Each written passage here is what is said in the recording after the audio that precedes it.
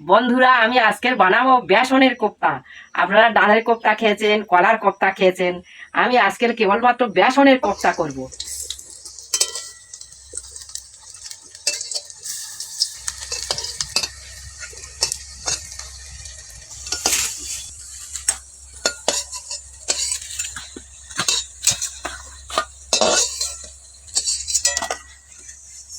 দেখুন আমি কিভাবে কোপ্তাটা বানাই। এখানে আমি কিছুটা বেসন নিয়ে নিচ্ছি,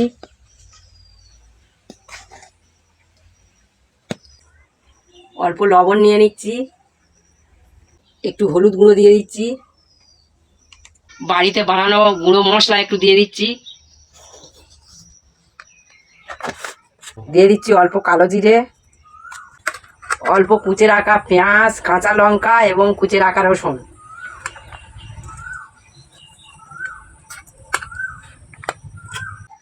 এবার একটু একটু জল দিয়ে মাখবো, অল্প অল্প জল দিয়ে। প্রথমে একটু মেখে নেব, জল লাগলে দেব।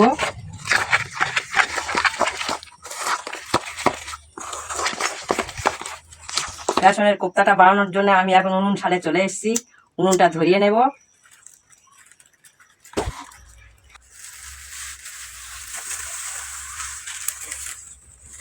উনুন ধরে গেছে, এবার কড়াটা চাপিয়ে দেবো উনুনে।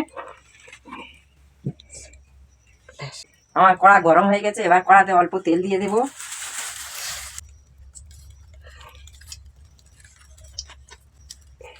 তেলটা আর একটু ভালো করে গরম হোক। তেল গরম হয়ে গেছে। বেসনের কোপ্তাটা বানানোর জন্য আমি এবার তেলের উপরে বেসনগুলো একটু একটু করে দিয়ে দেবো, চামচে করে।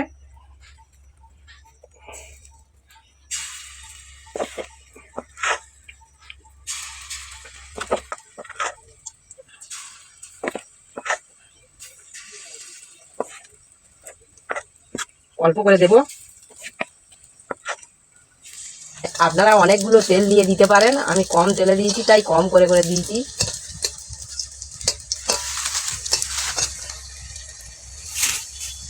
এটা আমার লাল লাল করে ভাজা হয়ে গেছে, এবার কড়া থেকে তুলে নেব।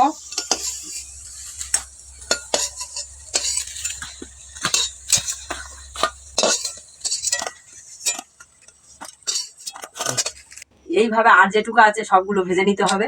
এগুলো আমি এখন কড়া থেকে তুলে নিয়ে নেব। একটু বাকি ছিল বলে সবগুলো আবার কড়া ঢেলে দিয়েছি।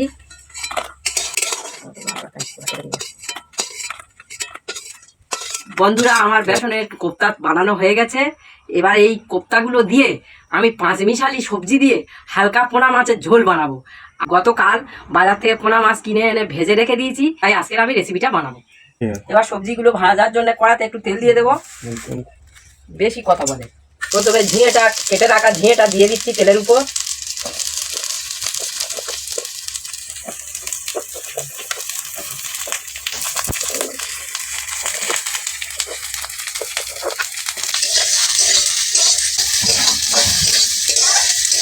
একটু নেড়ে চেড়ে কাঁচা গন্ধটা কেটে দিয়ে নিচে নেবো। এটা আমার ভাজা হয়ে এসেছে, এবার আমি কড়া থেকে তুলে নেব।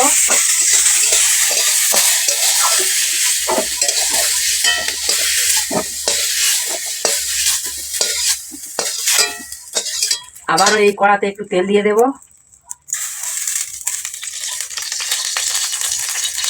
আর দিয়ে দেব কেটে ধুয়ে রাখা পটলগুলো।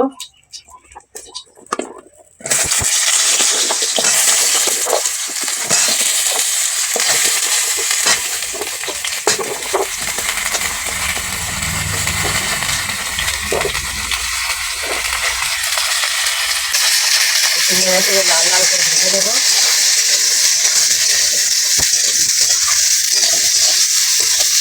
পটলগুলো আমার প্রায় ভাজা হয়ে গেছে। পটলগুলো সরিয়ে দিয়ে এর উপরে আরো কিছু উপকরণ দিয়ে দেবো। অল্প এক ধারে তেল দিয়ে দিচ্ছি, কিছুটা গোটা জিরে, কিছুটা কুচে রাখা পেঁয়াজ,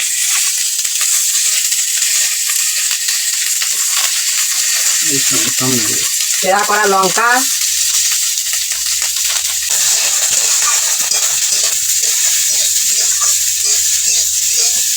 আলাদা করে আমি ভেজে দিলাম না, কেন এর সঙ্গে সব কষা হয়ে যাবে। এবার দিয়ে দিচ্ছি প্রয়োজন মতো হলুদ গুঁড়ো,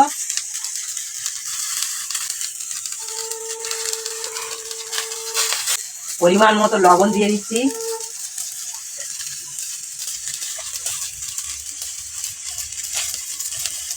দিয়ে দিচ্ছি কেটে ধুয়ে রাখা আলু এবং পুঁই ডাঁটা। তেড়ে তেড়ে নেব।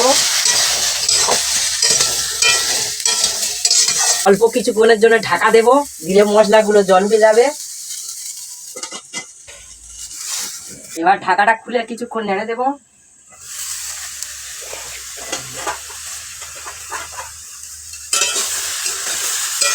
এইভাবে কয়েকবার ঢাকা দিয়ে দিয়ে খুলে নাড়তে হবে, নাড়লে কষা হয়ে গেলে জল দিতে হবে। এই দেখুন মশলাতে আর জল দেওয়ার প্রয়োজন নেই, ঢাকাটা দেওয়ার পরে লবণটা রসে জল উঠে গেছে।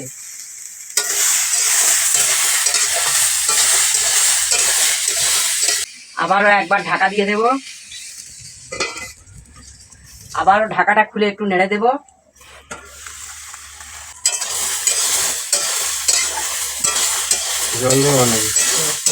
এবার দিয়ে দেবো পেস্ট করা আদা, জিরে, ধনে এবং গোলমরিচ। দেখুন এইভাবে রান্নাটা আমি আমার বাবার কাছ থেকে শিখেছি। এইভাবে ঢাকা দিয়ে দিয়ে সবজিগুলো কষলে খুব সুন্দর টেস্টি হয়। রান্নার এই ছোট ছোট নিয়মগুলো মনে রাখতে পারলে সাধারণ রান্না অসাধারণ হয়ে যায়। এবার আমার কষা হয়ে গেছে, এবার জল দিয়ে দেব।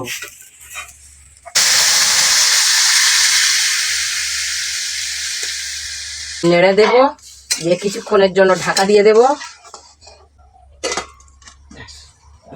কিছুক্ষণ পরে ফিরে এলাম, এবার ঢাকাটা খুলে দেখব। একটু নেড়ে দিলাম। এবার দিয়ে দিচ্ছি ভেজে রাখা ঝিঙে কোটা।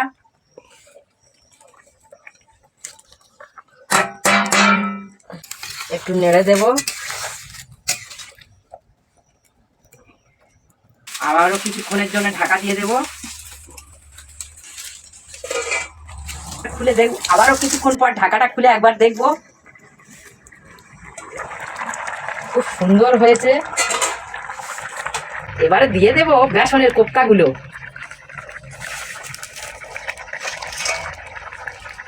আবারও দিয়ে দেব ভেজে রাখা মাছ কটা। 4 পিস মাছ আছে এখানে, দিয়ে দিচ্ছি। দেখুন কি সুন্দর হয়েছে তরকারিটা। এই তরকারির মধ্যে কয়েকটা বাতাবি লেবুর পাতা দিয়ে এখন কিছুক্ষণের জন্য ঢাকা দিয়ে দেব।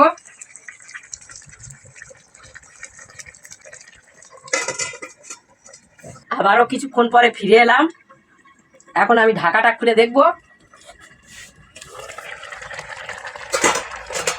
সুন্দর গন্ধ বেরিয়েছে, তরকারি আমার হয়ে গেছে। এবার আমি নামিয়ে নেব।